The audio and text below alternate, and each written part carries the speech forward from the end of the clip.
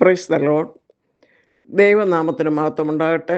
ഇന്നത്തെ അല്പസമയത്തെ ചിന്തയ്ക്കായി നമുക്കൊരു വേദഭാഗം വായിക്കാം. യോഹന്നാന്റെ സുവിശേഷം 15:16. നിങ്ങൾ എന്നെ തിരഞ്ഞെടുത്തു എന്നല്ല, ഞാൻ നിങ്ങളെ തിരഞ്ഞെടുത്തു. നിങ്ങൾ പോയി ഫലം കായ്ക്കേണ്ടതിനും നിങ്ങളുടെ ഫലം നിലനിൽക്കേണ്ടതിനും നിങ്ങളെ ആക്കി വച്ചിരിക്കുന്നു. എല്ലാ വിശ്വാസികളും ലോകത്തിൽ നിന്നും തിരഞ്ഞെടുക്കപ്പെട്ടവരാണ്. 19 വാക്യം കൂടി പഠിച്ച് നമുക്കത് മനസ്സിലാകും. ഫലം കായ്ക്കേണ്ടതിന് നമ്മെ തിരഞ്ഞെടുത്തിരിക്കുന്നവരാണെന്ന്.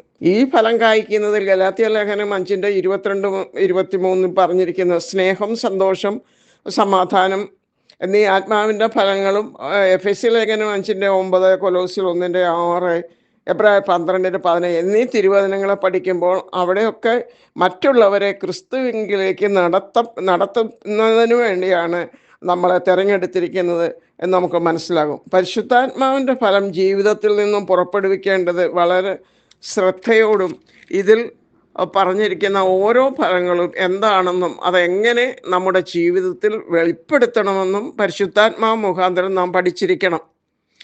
എല്ലാവരും, പ്രത്യേകിച്ച് സൺഡേ സ്കൂളിൽ അധ്യാപകർ അവരോട് കുഞ്ഞുങ്ങളോട് ആത്മാവിൻ്റെ ഫലങ്ങൾ ഏതൊക്കെയെന്ന് ചോദ്യത്തിന് കണ്ണടച്ച ഒറ്റ ശ്വാസത്തിൽ അവർ 9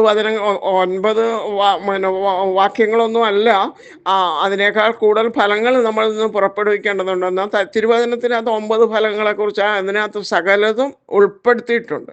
ഈ 9 വചനങ്ങളുടെ പേരും കാണാതെ പറയുക ഇന്ന് അനേക വിശ്വാസികളുടെ മനസ്സിലും ഇതൊക്കെ തന്നെയാണ് ഉള്ളത്.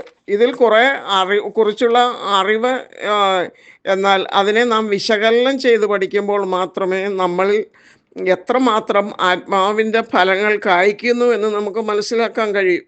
നമ്മുടെ ഉപദേശങ്ങൾ, വചന സംബന്ധമായിട്ടുള്ളത് നാം മറ്റുള്ളവരോട് പറയുന്നത്, ഉപദേശിക്കുന്നത് തിരുവചനത്തിലും നമ്മിലും അതുണ്ടോ എന്ന് നാം ആദ്യം ഒന്ന് ചിന്തിക്കണം. വചനം ധ്യാനിക്കുകയും ദിനംതോറും അതിനോട് പറ്റിയിരിക്കുകയും ചെയ്തെങ്കിൽ മാത്രമേ അത് നമ്മിലും മറ്റുള്ളവരിലും പ്രയോജനപ്പെടുകയുള്ളൂ. രാഷ്ട്രീയ പ്രസംഗങ്ങളെപ്പോലെ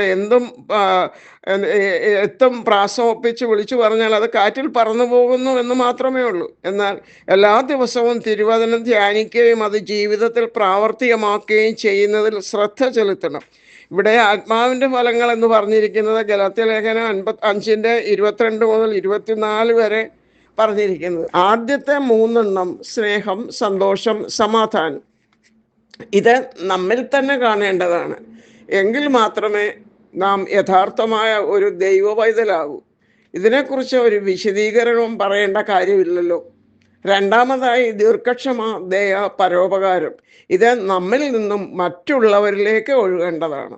മൂന്നാമതായി വിശ്വസ്തത, സൗമ്യത, ഇന്ദ്രജയം.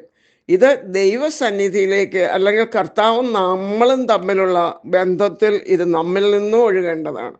ചുരുക്കി പറഞ്ഞാൽ ജഡത്തിൻ്റെ എല്ലാ സ്വഭാവങ്ങൾക്കും പരിപൂർണമായി നമ്മിൽ നിന്നും ഒഴിവാക്കിയെങ്കിൽ, അല്ലെങ്കിൽ ജഡത്തെ ജയിച്ചുവെങ്കിൽ മാത്രമേ ആത്മാവിൻ്റെ ഫലങ്ങൾ നമ്മിൽ വെളിപ്പെടുകയുള്ളൂ. ഗലാത്യ ലേഖനം 19:21 വരെ പഠിക്കുമ്പോൾ അത് നമുക്ക് മനസ്സിലാകും. തിരുവചനം വെറുതെ വായിച്ചു പോവുകയല്ല വേണ്ടത്, അത് പഠിച്ച് ധ്യാനിച്ച് മുൻപോട്ട് പോയെങ്കിലേ നമ്മുടെ ജീവിതത്തിൽ കർത്താവിൻ്റെ ഭാവം ഉണ്ടാകുവാൻ കഴിയുകയുള്ളൂ. കർത്താവ് നമ്മെ തിരഞ്ഞെടുത്തത് മക്കളും അവകാശികളുമാക്കി വച്ചിരിക്കുന്നതും ഫലം കായ്ക്കേണ്ടതിനും നമ്മുടെ ഫലം നിലനിൽക്കേണ്ടതിനുമാണ്. പരിശുദ്ധാത്മാവിൻ്റെ ഫലം ജീവിതത്തിൽ നിന്നും പുറപ്പെടേണ്ടതിൻ്റെ ആവശ്യകതയെക്കുറിച്ച് പ്രസംഗമധ്യേ ഒരു കർത്തൃദാസൻ വിശ്വാസികളോട് ഇങ്ങനെ പറഞ്ഞു കൊടുക്കുകയായിരുന്നു. അതിന് കുറെ കൂടി വിശ്വാസികൾക്ക് മനസ്സിലാകാൻ വേണ്ടി രാത്രിയിൽ കണ്ട ഒരു സ്വപ്നം അവരോട് വിശദീകരിച്ചു. സ്വപ്നം ഇതാണ്. ഈ കർത്തൃദാസൻ വെറുതെ നടക്കാൻ ഇറങ്ങിയതാണ്. അദ്ദേഹം ഒരു ചന്തസ്ഥലത്ത് ചെന്നെത്തി. ഒരു കടയുടെ മുൻപിൽ കുറേ അധികം ആൾക്കാർ കൂടി നിൽക്കുന്നത് കണ്ടു. അകത്തേക്ക് നോക്കുമ്പോൾ കടയിൽ ഒരു ദൈവദൂതൻ കച്ചവടം നടത്തുന്നത് കണ്ടു. ഇവിടെ എന്തൊക്കെയാണ് വിൽക്കുന്നത് എന്ന് കർത്തൃദാസൻ ചോദിച്ചു. ആഗ്രഹിക്കുന്നത് എന്ത് ലഭിക്കുമെന്ന് ദൈവദൂതൻ മറുപടി പറഞ്ഞു. ദുഃഖിക്കുന്നവർക്ക് ആശ്വാസവും സമാധാനവും ലഭിക്കണം. രോഗികൾക്ക് സൗഖ്യം വേണം. പാപികൾ മാനസാന്തരപ്പെടണം. ഇതൊക്കെ ഞാൻ ആഗ്രഹിക്കുന്നത്. കർത്തൃദാസൻ തൻ്റെ ആഗ്രഹം വെളിപ്പെടുത്തി. ഉടൻ ദൈവദൂതൻ പറഞ്ഞു, ഇവിടെ ലഭിക്കുന്നത് വിത്തുകളാണ്, ഫലം എങ്ങും വാങ്ങാൻ കിട്ടുകയില്ല എന്ന് പറഞ്ഞു. ഇതൊരു കഥയാണ്, പക്ഷെ നാം അറിഞ്ഞിരിക്കേണ്ട അതിപ്രധാനമായ ഒരു സത്യം ഇതിലുണ്ട്. ആത്മാവിൻ്റെ ഫലം വിൽക്കാനും ആ, പുറപ്പെടുവിക്കുവാനും വ്യക്തിപരമായും സാമൂഹികമായും സമാധാനം ഉണ്ടാക്കുവാനുമുള്ള വിത്തുകൾ ദൈവം നമുക്ക് നൽകിയിട്ടുണ്ട്. ആ വിത്തുകൾ നല്ല നിലത്തു നിന്നും ഫലം പുറപ്പെടുവിച്ചു കൊടുക്കേണ്ടത് നാം ഓരോരുത്തരുമാണ്. ദൈവവചനം അനുഗ്രഹത്തിൻ്റെ വിത്തുകളാണ്.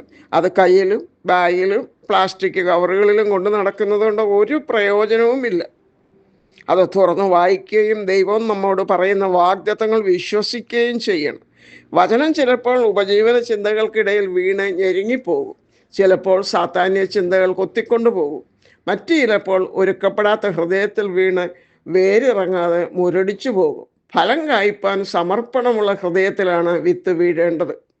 പരിശുദ്ധാത്മാവിൻ്റെ ഫലത്തെക്കുറിച്ച് ദൈവവചനം വ്യക്തമായി മുകളിൽ ഉദ്ധരിച്ചിട്ടുണ്ട്. എന്നാൽ ഈ ഫലങ്ങളൊക്കെ എങ്ങനെ ജീവിതത്തിൽ ഉളവാക്കുവാൻ കഴിയും? അതിനുവേണ്ടി പരിശുദ്ധാത്മാവിനെ നാം അനുസരിക്കുവാൻ തയ്യാറാകണം. ഇതിന് മർമ്മം പൗലോസ് അപ്പോസ്തലൻ ഇങ്ങനെ എഴുതുന്നു, റോമർ 8:13, നിങ്ങൾ ജഡത്തെ അനുസരിച്ച് ജീവിക്കുന്നു എങ്കിൽ മരിക്കും നിശ്ചയം. ആത്മാവിനാൽ ശരീരത്തിൻ്റെ പ്രവൃത്തികളെ മരിപ്പിക്കുന്നു എങ്കിലോ നിങ്ങൾ ജീവിക്കും. റോമർ 8:9 പറയുന്നുണ്ട്, നിങ്ങളോ ദൈവത്തിൻ്റെ ആത്മാവ് നിങ്ങളിൽ വസിക്കുന്നു എന്നു വരികിൽ ജഡസ്വഭാവമുള്ളവരല്ല ആത്മസ്വഭാവമുള്ളവരത്രേ.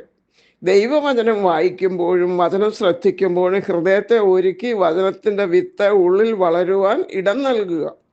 വചനം കെടാത്ത ബീജമാണ്. 1 പത്രോസ് 1:23 ഹൃദയപൂർവ്വം അന്യോന്യം ഉറ്റു സ്നേഹിപ്പീൻ, കെടുന്ന ബീജത്താലല്ല, കെടാത്തതിനാൽ ജീവനുള്ളതും നിലനിൽക്കുന്നതുമായ ദൈവവചനത്താൽ തന്നെ നിങ്ങൾ വീണ്ടും ജനിച്ചിരിക്കുന്നു. ഈ വചനം ദൈവം എല്ലാവർക്കും അനുഗ്രഹമായി തീരട്ടെ എന്ന് പ്രാർത്ഥിക്കുന്നു. ഈ വചനത്താൽ കർത്താവ് എല്ലാവരെയും അനുഗ്രഹിക്കട്ടെ. God bless you all.